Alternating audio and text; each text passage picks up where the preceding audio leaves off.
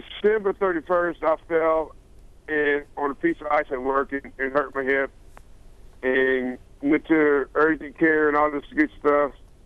And the practitioner put me out the 2nd, 3rd, 4th, and 5th of February, and I did not receive any compensation for them days out because the company who they go through says Mississippi does not compensate unless it's 14 days or more.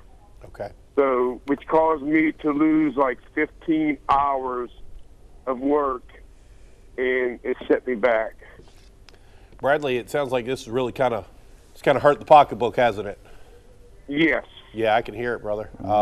Let's turn it over to Matthew, and we'll turn it over to the rest of our panel and get you some information Bradley, here. That's a very interesting question. Yeah, Brad, that happens all the time. First of all, you definitely have a workers' comp case for sure, but in Mississippi, there's a requirement. A company has to be big enough, a certain size, or it's not required to have workers' comp. So one, I'm glad it sounds like your company does have workers' comp. That's good. I hope they're providing medical. You didn't mention that, but at least they did brought you to the doctor. I'm assuming they're taking care of that. Another little interesting fact, though, is some companies are really reluctant to file claims because, that goes on their they would rather not put claims on their insurance because the more claims you have as a company, the higher your insurance premiums for the next year happen. So we've seen that a lot too, Kenny. And in a workers' comp case, that they'll take you to the doctor, they'll pay out of pocket as opposed to putting the claim as they should on their insurance. But yeah, you're right. There is a period of time you have to be out for a certain number of days before the benefits kick up, and then they pay back pay, but then it goes forward. So it looks like you're getting decent information, but I still want to talk to a lawyer and double check those facts, but I hope you're doing better with your injury.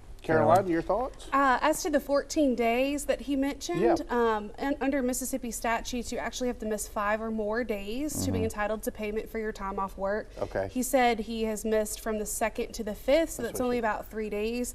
However, the 5 days do not have to be consecutive. So if he's taken off work for about 2 more days, he would be entitled to payment for that time off work. I would imagine that the 14 days comes in because most insurance companies, even if you are not off for that total amount of 14 days, will only cut a check every 2 weeks.